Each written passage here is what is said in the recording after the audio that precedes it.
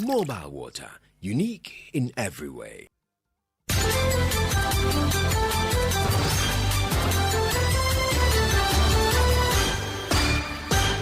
Hashtag stop Galamsey now. Let the water flow. I will speak to him directly. President John Dramani Mahama. Hello, good afternoon, and welcome to the Midday News. The Midday News is live on Joy 99.7 and Hits 103.9 FM here in Accra. We are on Love 99.5 in Kumasi, myjoyonline.com, and affiliates in all 16 regions of Ghana, including Space FM Takwa, Pulong in Funsi, Rich FM Tamale, KTU Radio in Koforidua, and Freedom FM in Sogakope. Live on X Spaces, Facebook, and YouTube. Coming up, Ghana escalates its maritime boundary disputes with Togo to international arbitration as it says 8 years of talks have not been successful. We have details plus analysis of this coming up this afternoon. Also, Center for Democratic Development Ghana flags Boko conflict as one of the major conflict security challenges of the John Mahama government as it calls for an alternative permanent solution to the menace. We should expect the government from year 2 onwards, and we're already in year 2, to continue to find alternative mediation efforts. We have details of the CDD's scorecard of the first year of John Mahama's second coming, plus an assessment of the Z9 clash report. The real problem that caused the accident was a subculture. The president must go. In other words, the political class over the years have managed to overrule professional advice. Also coming up, 24-hour economy authority set to begin signing key implementation agreements for full rollout of the program following President Mahama's assent to the bill yesterday. Increase capacity utilization in factories, in businesses, so that the businesses will be able to employ more. In sports, Majority Leader Mahama Ayariga calls for private funding to send supporters to the FIFA World Cup to boost Black Stars' performance. And later, chop bars across Ghana set for a facelift as the Ghana Tourism Federation rolls out plans to transform them into premier culinary destinations. Last week, I put a team together to collect data of all the chop bars so we can redesign and remodel them. So basic thing, have a washroom, proper place to sit. When this is done, I believe it will enhance the food service delivery. These and more with me, Gemma Appiah. This is Joy News, independent, fearless and credible.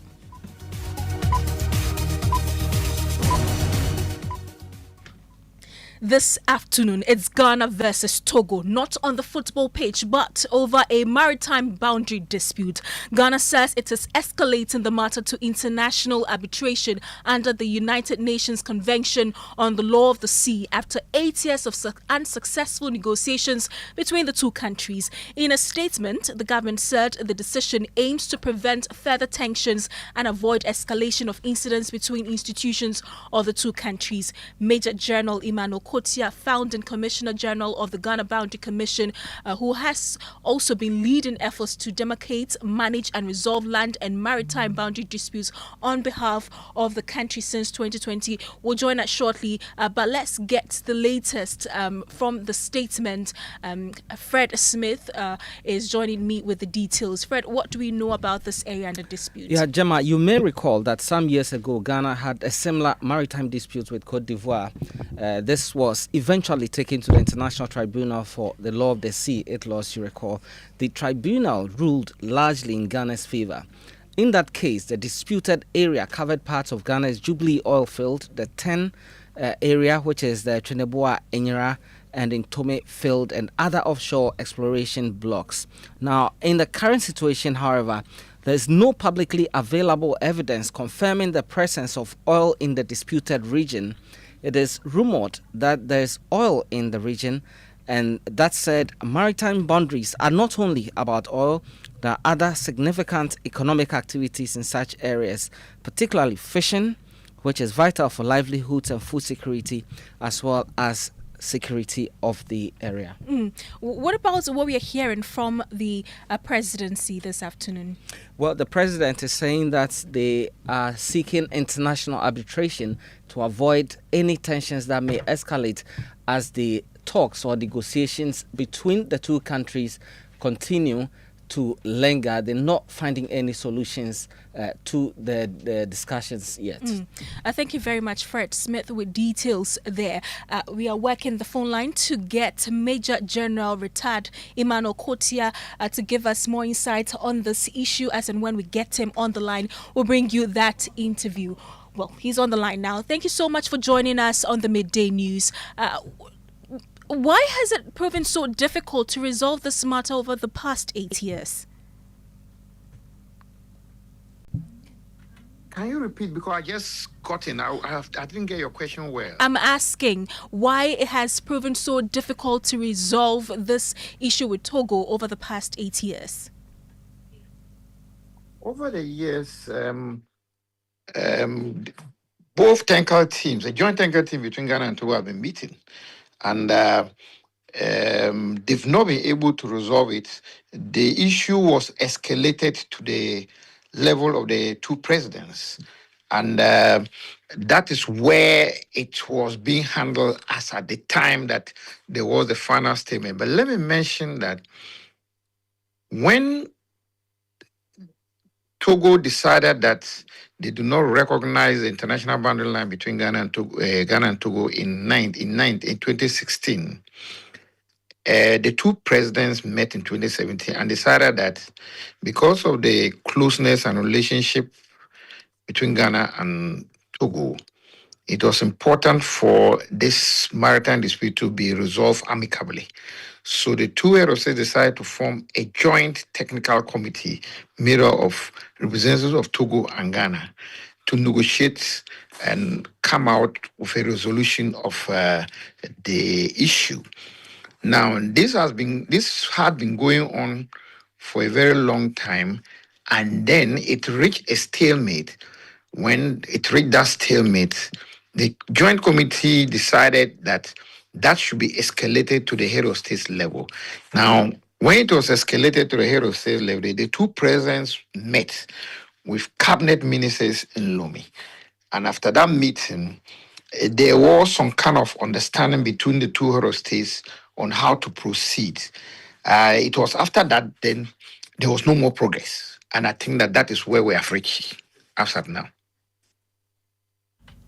After nearly a decade of negotiations, why has Ghana decided that this is the best way to go? Is there no other alternative? I'm not part of the decision. I don't know why, but the main alternative was to amicably resolve the differences and come out with a new international boundary line. That was not achieved by the Joint Technical Committee that was set up by the two countries. Escalated to the head of states level. Now that is the level at the head of states that probably there was a statement and addition was taken by Ghana to move in that direction.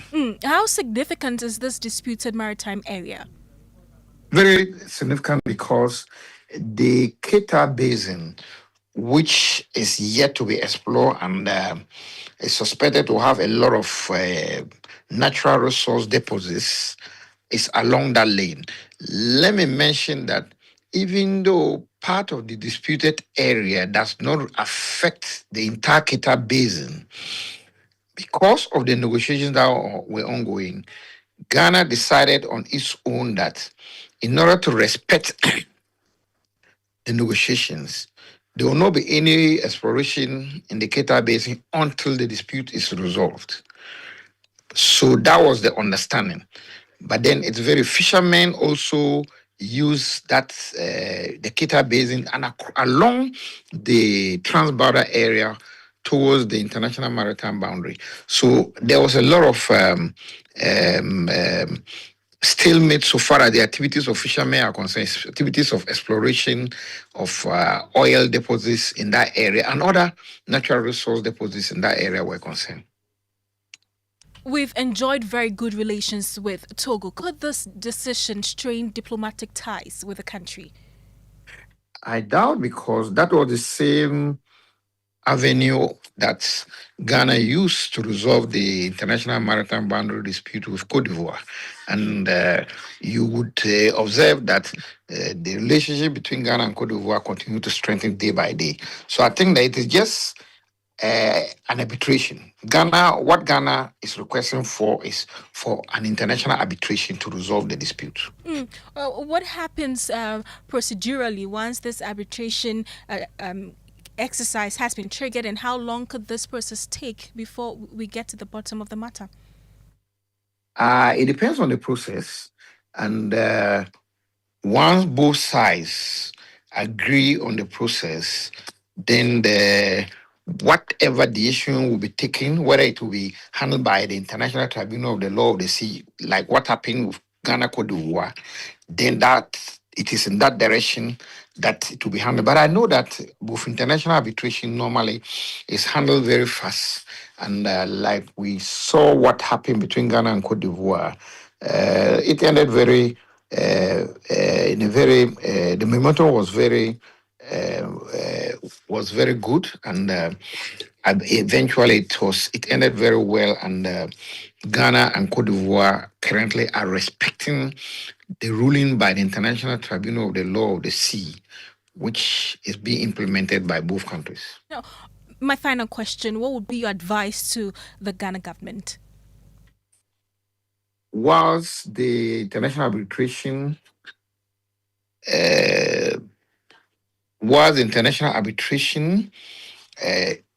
procedure is being suggested, I still think that if Togo come up for an amicable solution, then they should continue from where the two head of states left it, because the two head of states came to an understanding, and that should be what should guide them going forward if negotiation is to go forward. So far as the Ghana-Togo international maritime boundary dispute is concerned. So you are saying that we should back out from this arbitration process Ghana has triggered? I didn't say that. I didn't say that. You're getting me wrong. Right. I am saying that whilst this effort to go to arbitration is being pursued, if there is a response that there could be a settlement, amicable settlement between the two countries, then that could be a choice that maybe Ghana can reconsider. However, if there is no intervention in that, and that must come from the Togo side, then Ghana should pursue the international arbitration procedure that it has set off. Major General retired Emmanuel Kotia is the former Commissioner General of the Ghana Boundary Commission. Let me take you to other stories this afternoon. The Center for Democratic Development, CDD Ghana, has flagged the Boko conflict as one of the major security challenges of the second John Mahama administration. The center says managing the conflicts in the Boko area alone cost the country 6 million Ghana cedis every month. This was contained in the CDD's first-year assessment report of the first-year performance of President John Mahama's second term of office, where CDD says prolonged unresolved land issues, ethnic conflicts became the major threat in 2025. Director of Advocacy and Policy Engagement, Kojo Pumpuni Asante, says that the Boko crisis alone cost the nation 6 million cedis every month. Listen. The key challenges that we have with domestically, of course, is the land conflicts, the chieftaincy conflicts, most of them that are linked. Boko is an ongoing one, and really the challenge of trying to mitigate, resolve these conflicts, and the cost that it is imposing on us, because now we've sort of moved from some sort of, episodic, sporadic engagement to more having boots on the ground, having, units in all these conflict zones. But as has been shown, Boko Security Task Force was costing 6 million a month, and that's, I don't know even if that's a conservative estimate. Security consultant Colonel Retired Festus Abuaji says government must look for a better alternative to resolve the conflict permanently. What concerns me a bit is the framing of the conflict as a rule of law question. The Boko crisis, anybody who understands the history, goes beyond rule of law. So we should expect the government from year 2 onwards, and we're already in year 2, to continue to find alternative mediation efforts to resolve the conflict. Because the resort to the rule of law, i.e. enforcing whatever the courts have decided, can only go on for about 8 more years. At any time the government changes, we can be sure that there is going to be a deepening of the crisis. Here is his assessment of the Z9 disaster and its investigative report. I think we've spoken a lot about it. They went enough helicopters, and this only one that was serviceable, the Z9, was not meant to fly in the kind of weather that pertained on the 6th of August. Now, what was the problem? Which I think the investigation committee did not address itself with. Apart from the shortage of equipment, the real problem that caused the accident was a subculture. The president must go. In other words, the political class over the years have managed to overrule professional advice to say that we think, given A, B, C, D, we probably should not do X, Y, Z. That Z9 should not have flown. And I think you've heard anecdotes to that effect. You had security consultant Colonel Retired Festus Abuaji. Now, the 24-hour Economy Authority will begin signing implementation agreements following President John Mahama's assent to the bill, granting the program full legal effect. The law empowers the authority to operationalize the policy nationwide. A key NDC campaign pledged the initiative aims to drive productivity and job creation through round-the-clock business operations. Speaking on the Pulse on the Joy News channel, Chief Program Officer Abdul Nasir Alidu reaffirmed that the one job, three people model remains central with targeted incentives to support private sector participation. Businesses, for factories and all of that to employ the people, they need to have that. They need to be able to utilize the capacity that they have. Today, capacity utilization in industry is around 40% in Ghana. That means we need to figure out ways to ensure that we are improving that capacity. We need to ensure that the feedstock that they need to produce, they have it. We need to ensure that they have the electricity at the good prices. We need to ensure that we are giving them those incentives that make them able to produce and utilize the full capacity. And that's what I'm saying. We've been working, behind the scenes to ensure that we overcome those constraints. We get them power at good prices. We get them the incentives, and most importantly, to increase capacity utilization in factories, in businesses, so that the businesses will be able to employ more. Speaking to Joy News, the president of GUTA, Clement Boateng, said the association has already presented a proposal to the authority on the creation of factories in the country. He says now that the bill has been passed into law, he expects the authority to act on it immediately. Yes, GUTA is already in talks with the 24-hour economy. We have sent some proposals to Mr. Guzitano, who is the main man behind this 24-hour economy. So now that the president has ascended to it, it has paved way for its implementation. So we expect government to try and help us to be able to source, some funds to prosecute the agenda or the proposals that we have to the business, to the secretariat. Chop bars across Ghana are set for a major transformation as the Ghana Tourism Federation rolls out a nationwide plan to reposition the popular local eateries as top-tier culinary destinations. A team has begun engaging chop bar operators across the country to gather insights on how to improve standards and enhance customer experience. The initiative focuses on practical but impactful upgrades, improved hygiene, cleaner environments, better seating arrangements, and proper washroom facilities. Seth Yeboah is president of the Ghana Tourism Federation. We are coming out with models that will be a basic standard that will be used to train all tourism practitioners. You know, there's always complaint about Ghana is an expensive destination and all that. And I think that food contributes to one of them. And Ghana, unlike Kenya and South Africa, what we are selling is our culture, and food is part of the culture.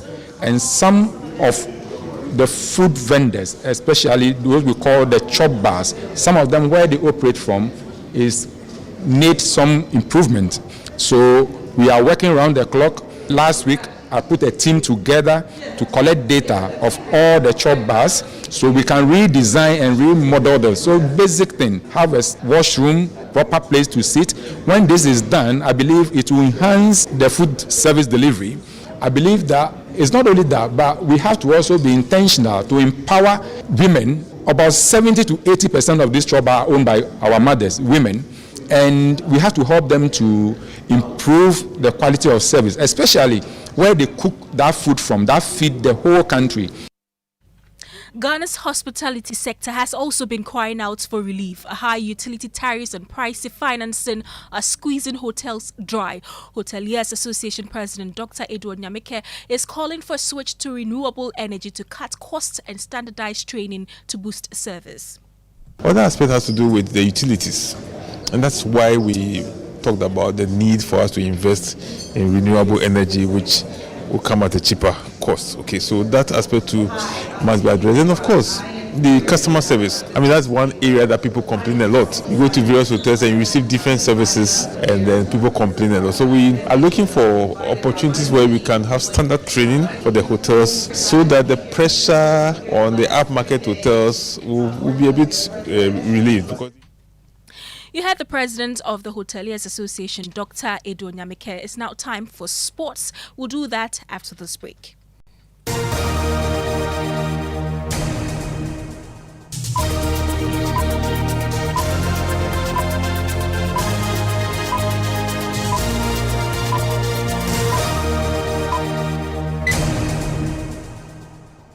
Mubarak is here with sports. And call me the blessed one. You know, the meaning of Mubarak in Arabic means blessed. Blessed, so I'm the blessed are you? one. Yeah, of course, yes. So in sports, the majority leader, Mahama Ayarga, believes sending supporters to the FIFA World Cup to be hosted in the United States, Canada and Mexico will be crucial to the Black Stars' performance. Ghana will face Panama, England and Croatia in Group L as they aim to reach the knockout stage for the first time since 2010. Alone cannot just go and then participate and come back. The team does well based on a certain atmosphere. And so there's a need to create an enabling atmosphere in the country where the team is participating in the tournament for them to be able to deliver. It might even be necessary to support our supporters unions to go there. But the Commission's report says state funds should not be used for such activities because of the abuses that we saw in the past. So we have to resort to raising funds through other channels to be able to support the Black Stars, create an atmosphere in the various stadiums where they will be playing in order to spur them on. That's Majority Leader in Parliament and former Sports Minister Mahama Ayarga. Back to you, Gemma. Thank you very much, Mubarak. Nawuni community in the Kumungu district of Ghana's northern region is reeling from heavy floods that have swept over 300 acres of farmland belonging to small-scale farmers. The floods have left the farmers in a dire situation, with many struggling to salvage what little they can. There's more in today's climate report. The rains have been pouring down for weeks, and the usual farmlands of the Nawuni community look murky with the waters rising high. We have been able to salvage a few grains, even though the large portion is not ready yet for harvest, but we are compelled to leave the rest. Uba Abdullah Zachariah's farm has been submerged. He was not around when the floods occurred, and this morning he's receiving a briefing from his wife on the disaster. Armed with this information, he sets out to visit his farm. We expected that we would get something this year, and all of a sudden, the floodwaters came and submerged the farm. This year, the cost of a tractor for an acre was 200 Ghana cedis, and my farm was 7 acres. You can imagine the loss. Climate change expert Mahama Wayo from the Tamale Technical University Faculty of Agriculture and Natural Resource explained the reason behind these floods. Floods are caused by different factors. The first factor has to do with climate factor. To the extent that we have prolonged rain can cause flood. We have anthropogenic factors. Anthropogenic factors that cause flood include things like people building along waterways. Mbazakaria and many other farmers in this community have no knowledge about climate change. I don't know anything about climate change, but the flood is often caused by the rain and the Bagri Dam. The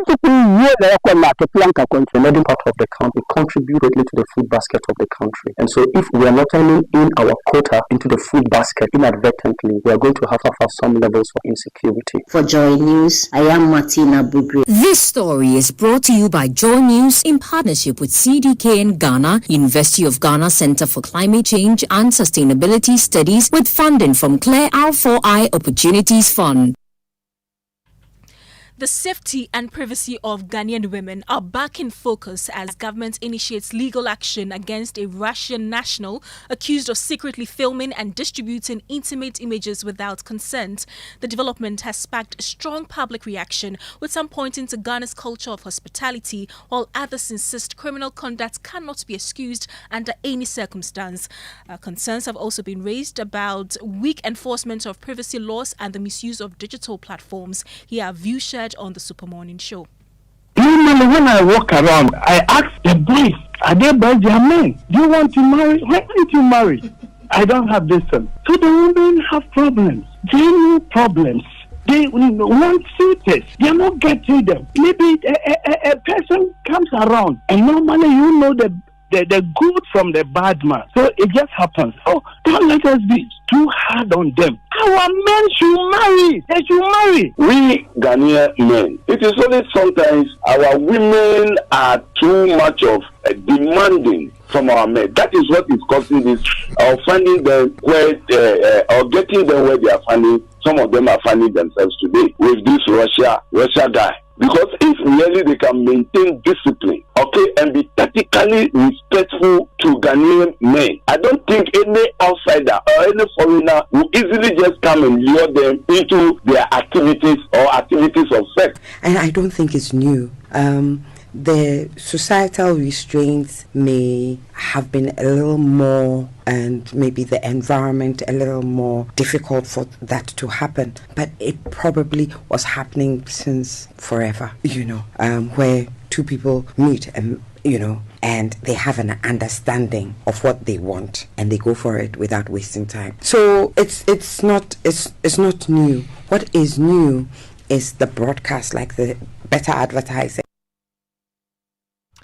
President John Mahama is encouraging Muslims across the country to use the holy month of Ramadan to strengthen the bonds of unity, love and peace in their communities. Ramadan, the 9th month of the Islamic calendar, is observed by Muslims worldwide as a period of fasting, prayer and reflection aimed at drawing closer to God.